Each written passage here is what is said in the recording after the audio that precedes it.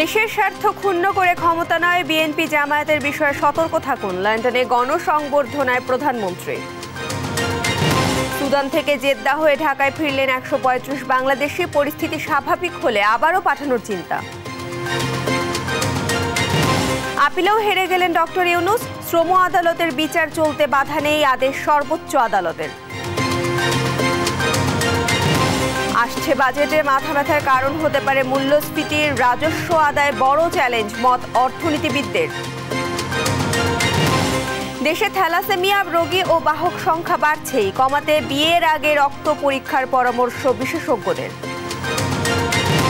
বিশ্বকবির জন্মবার্ষিকী আজ। কৃষি বিপ্লব ও সাম্প্রদায়িকতার বিরুদ্ধে কুঠারাঘাত এখনো সমানভাবে প্রাসঙ্গিক। এবং কেরালায় নৌকাডুবিতে শিশু সহ ২০ জনের প্রাণহানি। যুক্তরাষ্ট্রের টেক্সাসে গাড়ি চাপায় নিহত ৭, চালক গ্রেপ্তার।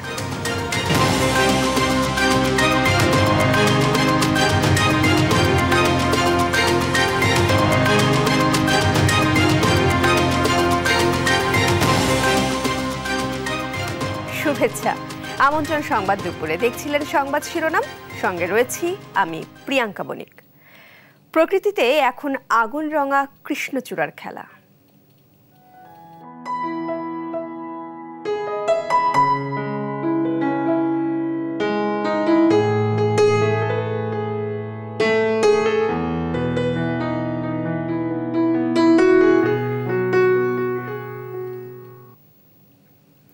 সংবাদে এই নিয়ে থাকছে প্রতিবেদন, এবার বিস্তারিত। প্রধানমন্ত্রী শেখ হাসিনা বলেছেন, বিএনপি জামায়াত আগুন সন্ত্রাসের রাজনীতি করে। তাদের হাতে দেশের মানুষ নিরাপদ নয়। তারা যাতে আর ক্ষমতায় আসতে না পারে সেজন্য সবাইকে সতর্ক থাকতে হবে। রোববার লন্ডনে এক সংবর্ধনায় একথা বলেন তিনি। নির্বাচন ইস্যুতে শর্ত দিয়ে আলোচনার সুযোগ নেই জানিয়ে সরকার প্রধান বলেন, আওয়ামী লীগ সবসময়ই শান্তিপূর্ণ ক্ষমতা হস্তান্তরে বিশ্বাস করে। বিস্তারিত রিপোর্টে। স্থানীয় সময় রোববার লন্ডনে যুক্তরাজ্যের আওয়ামী লীগ আয়োজিত নাগরিক সংবর্ধনায় যোগ দেন প্রধানমন্ত্রী শেখ হাসিনা। প্রধানমন্ত্রী অনুষ্ঠান মঞ্চে উপস্থিত হলে তাকে স্বাগত জানিয়ে স্লোগানে মুখর করে তোলেন আওয়ামী লীগ নেতাকর্মীরা। শেখ হাসিনাও হাত নেড়ে অভ্যর্থনার জবাব দেন। বক্তব্যে সরকার প্রধান বলেন, বিএনপি জামায়াত আগুন সন্ত্রাসের রাজনীতি করে। তাদের হাতে দেশের মানুষ নিরাপদ নয়। তারা যাতে আর ক্ষমতায় আসতে না পারে সেজন্য সবাইকে সতর্ক থাকার আহ্বান জানান বঙ্গবন্ধু কন্যা। আওয়ামী লীগ ভোট চুরি করে আসে নাই।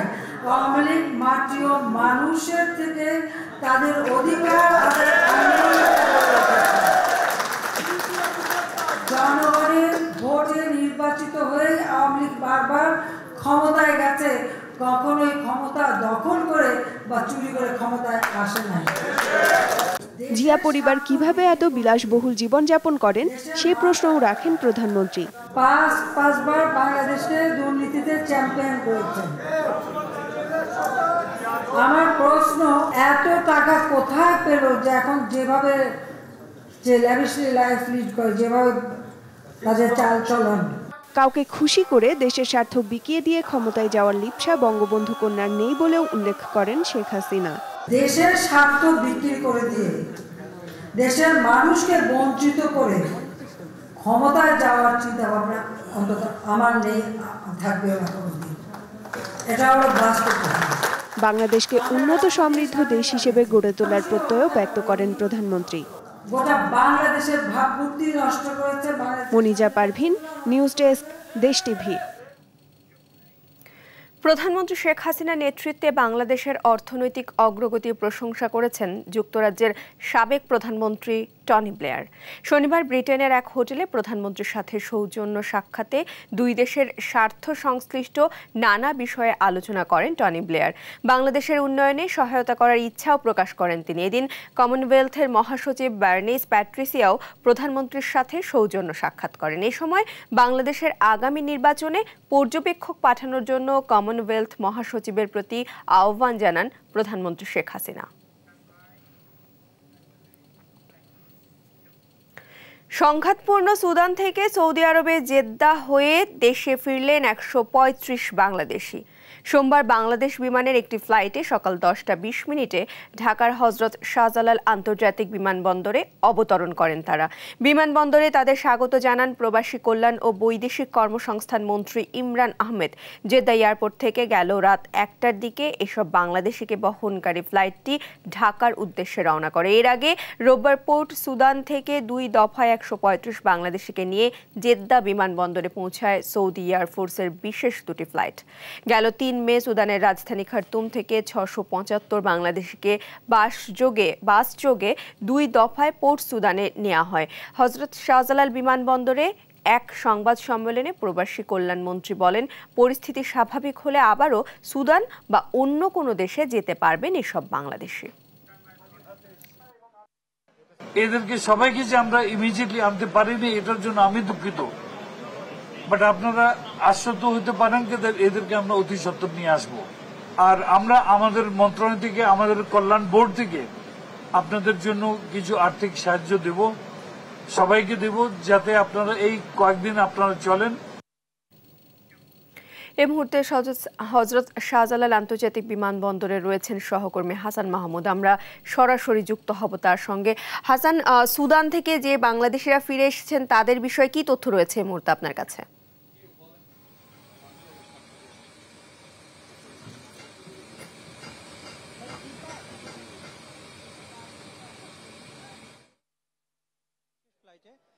সুদান থেকে সরাসরি জেদ্দা থেকে বাংলাদেশে আসে ১৩৬ জন, সেখানে 4 জন শিশু সহ ১৩৬ জন এখানে ফিরে আসে এবং তাদেরকে গতকাল স্থানীয় সময় রাত 1টায় কিন্তু জেদ্দা থেকে বিমানটি ছেড়ে এবং সকাল 10:30টায় বাংলাদেশে পৌঁছে এবং এই সময় প্রবাসী কল্যাণ মন্ত্রী ইমরান আহমেদ বাংলাদেশে এয়ারপোর্টের হজরত শাহজালাল আন্তর্জাতিক বিমানবন্দরে তাদেরকে স্বাগত জানায়। এবং আমরা জানি যে গত 15 এপ্রিল থেকে সুদানে যে সংঘাত চলছিল, সুদানের রাষ্ট্রীয় দুটি বাহিনী, বেসামরিক দুটি বাহিনীর মধ্যে সংঘর্ষ চলার কারণে কিন্তু সেখানে প্রায় 1500 বাংলাদেশি অবস্থান করছিলেন। তারা কিন্তু তার মধ্যে থেকে 700 বাংলাদেশে আসার জন্য সরকারের কাছে আবেদন করে এবং সেখান থেকে গত 3 মে সুদানের যে পোর্ট রয়েছে সেখানে কিন্তু প্রায় 665 জন বাংলাদেশি সেখানে আসে। সেখান থেকেই গতকালকেই সৌদি আরবের বিশেষ বিমান বাহিনীর বিশেষ ফ্লাইটে তাদেরকে 136 জনকে নিয়ে আসা হয় সৌদি আরবে। সেখান থেকেই আসলে রাতে তাদেরকে এখানে নিয়ে আসা হয় এবং আমরা যতটুকু জানতে পেরেছি এখন এখানে শাহজালাল আন্তর্জাতিক বিমানবন্দরে নামার পরে সেখানে বিভিন্ন ধরনের যারা কর্তৃপক্ষ রয়েছে তাদেরকে ভেরিফিকেশন সহ স্বাস্থ্য পরীক্ষা বিভিন্ন কার্যক্রম এখনো চলমান রয়েছে এবং আমরা আশা করছি যে হয়তো আর 1-1.5 ঘন্টার মধ্যে তাদেরকে বের করা হবে। এবং আপনি যেমনটা বলছিলেন যে কিছুক্ষণ আগেই প্রবাসী কল্যাণ মন্ত্রী তিনি সাংবাদিকদের ব্রিফ করছিলেন এবং তাদের যারা বাংলাদেশে ফিরলেন এখন 136 জন, তাদের সার্বিক বিষয়ে খোঁজ খবর নিচ্ছিলেন এবং আমরা প্রবাসী কল্যাণ মন্ত্রণালয় থেকে আশা করা হচ্ছিল যে বাকি যারা এখন পর্যন্ত রয়েছে পোর্ট সুদানে অর্থাৎ সুদানের বিশেষ বন্দরে, সেখান থেকে কিন্তু জাহাজে করে নিয়ে আসার চেষ্টা করা হচ্ছিল, কিন্তু যুদ্ধের কারণে আসলে জাহাজও তেমন পাওয়া যাচ্ছিল না। ফলে সৌদি আরবের জেদ্দার কনসুলেট যারা রয়েছে তারা সেখানে যোগাযোগ করে এবং সেখানে বিমান বাহিনীর বিশেষ ফ্লাইটে করে তাদেরকে কিন্তু নিয়ে আসা হয়। এবং আমরা যতটুকু জানতে পেরেছি বাকিদেরকে হয়তো 2-1 দিনের মধ্যেই সবাইকে বিভিন্ন ফ্লাইটের মাধ্যমে সৌদি আরব সহ অন্যান্য দেশে হয়ে হয়তো বাংলাদেশে নিয়ে আসার চেষ্টা করা হচ্ছে। এবং যারা 700 জন ইতিমধ্যে আবেদন করেছিল বাংলাদেশে আসার জন্য এবং বাকি যারা আসার জন্য আবেদন করবে তাদেরকেও কিন্তু দ্রুত ফিরিয়ে নিয়ে আসা হবে। এবং এই ছিল আমার কাছে, প্রিয়াঙ্কা, এই ছিল আমার কাছে সবশেষ পরিস্থিতি এখানকার। হাসান, ধন্যবাদ আপনাকে। দর্শক, আমাদের সাথে যুক্ত ছিলেন আমাদের সহকর্মী হাসান, তিনি যুক্ত ছিলেন হজরত শাহজালাল আন্তর্জাতিক বিমানবন্দর থেকে। তিনি জানাচ্ছিলেন সুদান থেকে ফিরে আসা বাংলাদেশিদের বিষয়ে বিস্তারিত। ডক্টর মোহাম্মদ ইউনূসের বিরুদ্ধে শ্রম আইন লঙ্ঘনের মামলা বাতিলের আবেদন আপিল খারিজ করে দিয়েছেন আপিল বিভাগ। এর ফলে ডক্টর ইউনূসের বিরুদ্ধে শ্রম আদালতে মামলা চলতে বাধা নেই বলে জানিয়েছেন আইনজীবীরা। সোমবার আপিল বিভাগের জ্যেষ্ঠ বিচারপতি মোহাম্মদ নুরুজ্জামানের নেতৃত্বে আপিল বেঞ্চে এই আদেশ দেন শ্রমিক কল্যাণ ফাউন্ডেশনের নির্দিষ্ট লভ্যাংশ জমা না দেয়া, শ্রমিকদের চাকরি স্থায়ী না করা, গণছুটি নগদায়ন না করার অভিযোগে 2021 সালের 9 সেপ্টেম্বর ঢাকা তৃতীয় শ্রম আদালতে কলকারখানা ও প্রতিষ্ঠান অধিদপ্তরের শ্রম পরিদর্শক আরিফুজ্জামান বাদী হয়ে ডক্টর ইউনুস সহ 4 জনের বিরুদ্ধে এই মামলা করেন। ইউনুস ছাড়াও গ্রামীণ টেলিকমের এমডি মোহাম্মদ আশরাফুল হাসান, পরিচালক নূরজাহান বেগম ও মোহাম্মদ শাহজাহানকে এই মামলায় বিবাদী করা হয়। এবার সিটি নির্বাচনের খবর।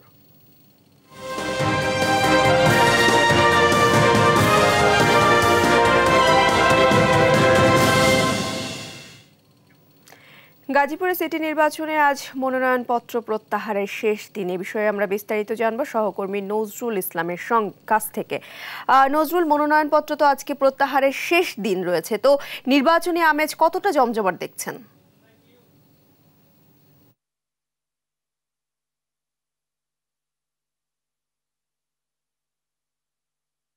কিন্তু ব্যাপক প্রস্তুতি চলছে এবং সব জায়গায় কিন্তু নির্বাচনী হাওয়া বইতে শুরু করেছে। আমরা বিভিন্ন জায়গায় দেখেছি যে গাজীপুরের নির্বাচনী একটি পরিবেশ তৈরি হয়েছে। তো আজকে কিন্তু আপনার নমিনেশন ব্যাপার কথা শেষ দিন ছিল, এখানে কিন্তু নমিনেশন অলরেডি প্রত্যাহার করে নিয়েছেন। এছাড়া কিন্তু আমরা নির্বাচনকে অবাধ এবং নিরপেক্ষ এবং গ্রহণযোগ্য করা যায়, এর জন্য কিন্তু আজকে আপনার নির্বাচন কমিশন কিন্তু এখানে একটি মত। নজরুল, ধন্যবাদ আপনাকে। দর্শক, আমাদের সাথে যুক্ত ছিলেন সহকর্মী নজরুল ইসলাম। তিনি জানাচ্ছিলেন গাজীপুর সিটি নির্বাচনের মনোনয়নপত্র প্রত্যাহারের শেষ দিনের সম্পর্কে বিস্তারিত। আসছে 2023-24 অর্থ বছরের বাজেট। নতুন অর্থ বছরে বাজেটের আকার বেড়ে দাঁড়াতে পারে প্রায় 7.5 লাখ কোটি টাকা। নির্বাচনী বছরে মূল্যস্ফীতি কমিয়ে গণমুখী বাজেট পরিকল্পনা এবং রাজস্ব আদায়কে বড় চ্যালেঞ্জ হিসেবে দেখছেন অর্থনীতিবিদরা। তরিক ইসলামের রিপোর্ট। বৈশ্বিক অস্থিরতার মধ্যে চলতি বছরের জুনেই অনুষ্ঠিত হবে 2023-24 অর্থ বছরের বাজেট অধিবেশন। অতীতের সকল রেকর্ড ভেঙে দেশের 52তম এই বাজেটের আকার দাঁড়াতে পারে প্রায় 7.5 লাখ কোটি টাকা, যেখানে প্রবৃদ্ধি লক্ষ্যমাত্রা ধরা হয়েছে 7.5%। আসন্ন বাজেটে রাজস্ব আদায়কে বড় চ্যালেঞ্জ বলছেন অর্থনীতিবিদরা, যেখানে বাজেটের ঘাটতি দাঁড়াতে পারে প্রায় 2.5 লাখ কোটি টাকা। রাজস্ব আদায় পদ্ধতির আধুনিকায়ন ও জবাবদিহিতার অভাবই এর জন্য দায়ী বলছেন তারা। বাংলাদেশের যে রাজস্বের যে সমস্যা, এটা কিন্তু বাজেটের মাধ্যমে সমস্যার সমাধান হবে না। আমরা সবসময় বলে আসছি যে এটা করার জন্য একটা 3 থেকে 5 বছরের একটা বড় রিফর্ম প্রোগ্রাম হাতে নিতে হবে। প্রতি বছর একই কথা। গত বছরের সাথে এই বছর প্রথমে বাজেট যখন দেওয়ার পরে তো নর্মাল যেমন একটা কোম্পানি যখন এজিএম হয়, সে গত বছরের সাথে এই বছরের তুলনা করে, কিন্তু আমাদের এখানে কি এটা তুলনা হয়? বাজেটে সরকারের মাথা ব্যথার বড় কারণ হতে পারে মূল্যস্ফীতি। আসন্ন বাজেটে মূল্যস্ফীতি 6% নামিয়ে আনার কথা হলেও তা নিয়ে সংশয় জানান এই অর্থনীতিবিদ। বাংলাদেশে এখনো মূল্যস্ফীতিকে অ্যাড্রেস করার জন্য কোনো পলিসি সরকার গ্রহণ করে নাই। মুদ্রানীতির হচ্ছে মাধ্যম, মনিটারি পলিসি যেটাকে বলা হয়, মনিটারি পলিসির মাধ্যমেই ইনফ্লেশনকে ফাইট করতে হয়। নতুন অর্থ বছরের বাজেটে আর এক মাথা ব্যথার কারণ ভর্তুকি। আন্তর্জাতিক বাজারে ডলার ও তেলের দাম বাড়ায় সহসাই এ থেকে মুক্তি মিলছে না, যা ছাড়াতে পারে লাখ কোটি টাকা।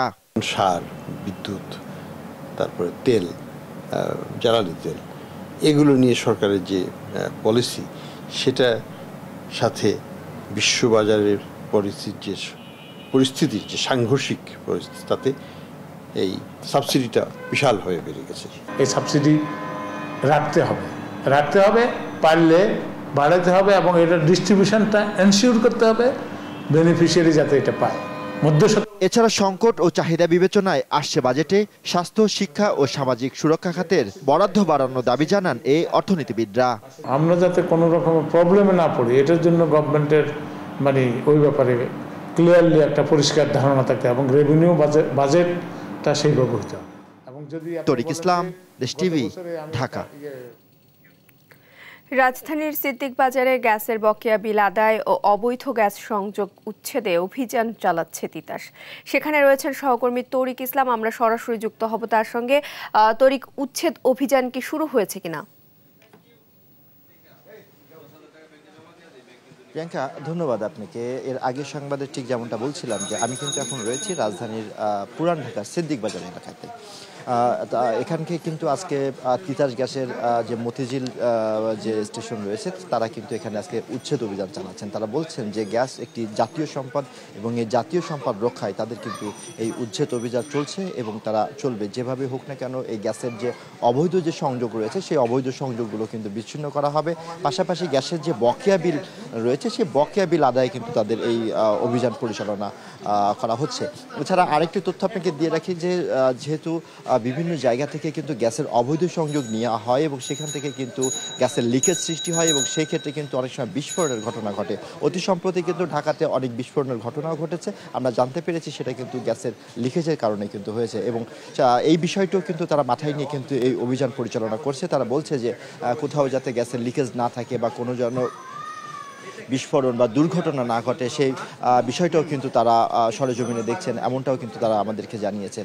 আমরা আজকে সকালে সিদ্দিক বাজারের একটি বাণিজ্যিক ভবনে গিয়েছিলাম, সেখানে আমরা দেখেছি প্রায় 50টির অধিক কিন্তু সংযোগ কিন্তু তারা এখানে অস্থায়ীভাবে কিন্তু তাদের সংযোগ বিচ্ছিন্ন করে দেওয়া হয় এবং তারা বলে যে যদি বিল পরিশোধ করা না হয়, বকেয়া বিল যদি পরিশোধ করা না হয় সেক্ষেত্রে কিন্তু স্থায়ী সিদ্ধান্ত আসতে পারে, এমনটাই কিন্তু তিতাস গ্যাসের কর্তৃপক্ষ আমাদেরকে জানিয়েছে। আপনাকে একটু জানাই, কিছুক্ষণ আগেও কিন্তু এখানে একটি আবাসিক ভবনের কিন্তু সংযোগ বিচ্ছিন্ন করা হয়েছে।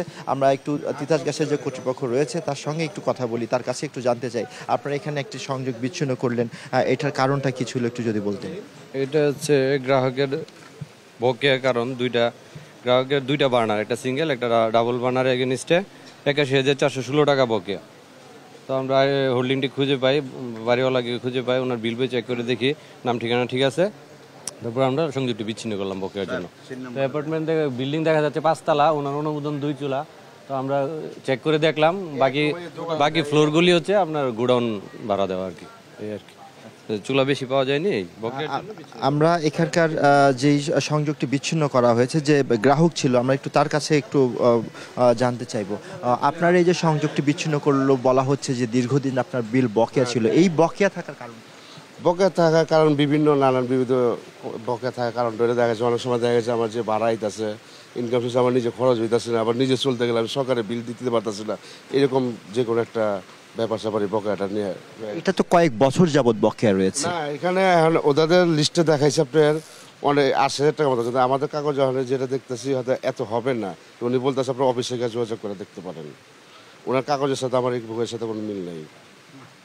প্রিয়াঙ্কা, যেমনটা শুনছিলেন যে নানা কারণে কিন্তু সময় মতো বিল দেওয়া হচ্ছে না বা বিল দিচ্ছেন না গ্রাহকরা, যার ফলে কিন্তু দীর্ঘ একটা বিল বকেয়া হয়ে যাচ্ছে এবং সেই বকেয়া বিল উচ্ছেদের সেই বকেয়া বিল আদায়ের জন্যই কিন্তু তিতাস গ্যাসের এই উচ্ছেদ অভিযান। এবং তারা বলছেন যে তিতাস যেহেতু গ্যাস একটি জাতীয় সম্পদ এবং সেই জাতীয় সম্পদ রক্ষার্থে কিন্তু তাদের এই অভিযান অব্যাহত থাকবে, এমনটাই কিন্তু আমাদেরকে জানিয়েছে তিতাস গ্যাস কর্তৃপক্ষ। শুধু এই সিদ্দিক বাজার এলাকা না, পুরান ঢাকার আরও কয়েকটি স্থানে কিন্তু আজকে একই সাথে কিন্তু অভিযান পরিচালনা করা হচ্ছে এবং আমরা সর্বশেষ যেটা জানতে পেরেছি যে আজকে কিন্তু 30টা টিম কিন্তু এই অভিযান পরিচালনা করছে। তো রাজধানীর সিদ্দিক বাজার এলাকা থেকে তিতাস গ্যাসের উচ্ছেদ অভিযান নিয়ে এই ছিল আমার কাছে সবশেষ। প্রিয়াঙ্কা। তরিক, ধন্যবাদ আপনাকে। দর্শক, রাজধানীর সিদ্দিক বাজারে তিতাস গ্যাসের উচ্ছেদ অভিযান নিয়ে বিস্তারিত জানাতে আমাদের সাথে যুক্ত ছিলেন সহকর্মী তরিক ইসলাম। দেশে প্রতিনিয়ত বাড়ছে থ্যালাসেমিয়া আক্রান্ত রোগী ও বাহকের সংখ্যা। একবার আক্রান্ত হলেই জীবনভর নিয়মিত রক্ত নিয়ে বয়ে বেড়াতে হয় এই রোগ। একমাত্র প্রতিকার বোন মেরু ট্রান্সপ্লান্ট, কিন্তু ব্যয়বহুল এই চিকিৎসা নাগালের বাইরে সাধারণ মানুষের। থ্যালাসেমিয়া রোগী কমাতে বিয়ের আগে রক্ত পরীক্ষা বাধ্যতামূলক করার পরামর্শ বিশেষজ্ঞদের। পলাশ তালুকদারের ক্যামেরায় বিস্তারিত জানাচ্ছেন হাসান মাহমুদ। নাসিমুল হক 22 বছরের তারুণ্য, ঢাকা পড়েছে জটিল জিনগত রোগ থ্যালাসেমিয়ায়। সুস্থতার জন্য অন্যের শরীরে 4 ব্যাগ রক্তের প্রয়োজন হয় প্রতি মাসে। একইভাবে 26 বছরের বড় বোন নুজহাত নূরকে প্রতি মাসে দিতে হয় 4 ব্যাগ রক্ত। মাসে 2 বার থ্যালাসেমিয়া ফাউন্ডেশন হাসপাতালে রক্ত দেয়ায় কিছুটা স্বাভাবিক থাকলেও মাঝে মাঝেই নানা জটিলতায় ভর্তি হতে হয় হাসপাতালে। দীর্ঘ চিকিৎসায় আর্থিকভাবে নিঃস্ব হয়েছে পুরো পরিবার। মানে রিটায়ারমেন্টের সময় খুব একটা বেশি টাকা পাই নাই, যা পাইছি সবই 3 মাসে 6 মাসও যায়নি, 6 মাসের মধ্যে এদের পিছনে খরচ হয়। একইভাবে দেশের প্রত্যন্ত অঞ্চল থেকে এই সেন্টারে প্রতিদিন 100-র বেশি রোগী আসেন রক্ত নিতে। সন্তানের বেঁচে থাকার এই লড়াইয়ে জীবন জুড়েই এক চাপা দীর্ঘশ্বাস। প্রায় পার মান্থলি 8 থেকে 10,000 টাকা খরচ হয়। 300-400 টাকা কাজ করি, ওখান থেকে 200 টাকা খরচ করি আর 200-300 টাকা ওদের জন্য রেখে দিই। মাঝে মাঝে তো ওরা বেশি অসুস্থ হয়ে যায়, তখন হসপিটালে অ্যাডমিট হইতে হয় আমাদের। বাবা মা থ্যালাসেমিয়ার বাহক হলেই কেবল সন্তান এ রোগে আক্রান্ত হয়, তবে অধিকাংশ ক্ষেত্রেই মায়ের উপরে দায় পড়ে। ঘটেছে পরিবার ভেঙে যাওয়ার মতো ঘটনাও।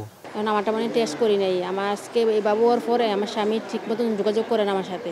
থ্যালাসেমিয়া আক্রান্ত একটি শিশুর পিছনে প্রতি মাসে গড়ে 10,000 টাকার বেশি খরচ হয়। ভালো হাসপাতালের বেডে রক্ত নেওয়া অনেক পরিবারের পক্ষেই অসম্ভব। এ কারণে গাদাগাদি করে হলেও এই হাসপাতালে প্রতিদিনই বাড়ছে রোগীর সংখ্যা। বিপুল এ রোগীর ব্যবস্থাপনা এখন প্রতিদিনকার চ্যালেঞ্জ। আমরা চেষ্টা করি যে খুব স্বল্প মূল্যে তাদেরকে এই চিকিৎসাটা দেওয়ার জন্য। তো এক্ষেত্রে আমাদের কিছু ফান্ড আছে, যে ফান্ডের মাধ্যমে আমরা এখানে যারা দুস্থ রোগীরা আছেন তাদেরকে হেল্প করে থাকি। একবার আক্রান্ত হলেই সারা জীবন বাইরের রক্তের উপর নির্ভর করতে হয়। এরপরেও শরীরের বিভিন্ন অঙ্গে আয়রন জমে নানা জটিলতায় অধিকাংশ ক্ষেত্রেই 15 বছরের মধ্যেই নিভে যায় জীবন প্রদীপ। এ অবস্থায় মাতৃগর্ভে থাকা অবস্থায় ভ্রূণের ডিএনএ পরীক্ষার মাধ্যমে সন্তানের সুস্থতা নিশ্চিত করার কোনো বিকল্প নেই বলে মনে করছেন এই চিকিৎসক।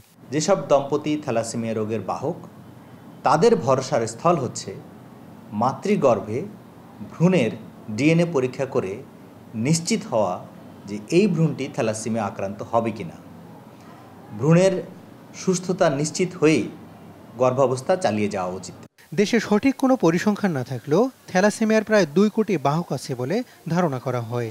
বাবা মা দুজনেই বাহক হলেই 25% সন্তানেই থ্যালাসেমিয়া আক্রান্ত হতে পারেন। তাই দেশে থ্যালাসেমিয়া রোগীর সংখ্যা কমাতে বিয়ের আগে রক্ত পরীক্ষা বাধ্যতামূলক করার সুপারিশ করছেন বিশেষজ্ঞরা। হাসান মাহমুদ, দেশ টিভি, ঢাকা।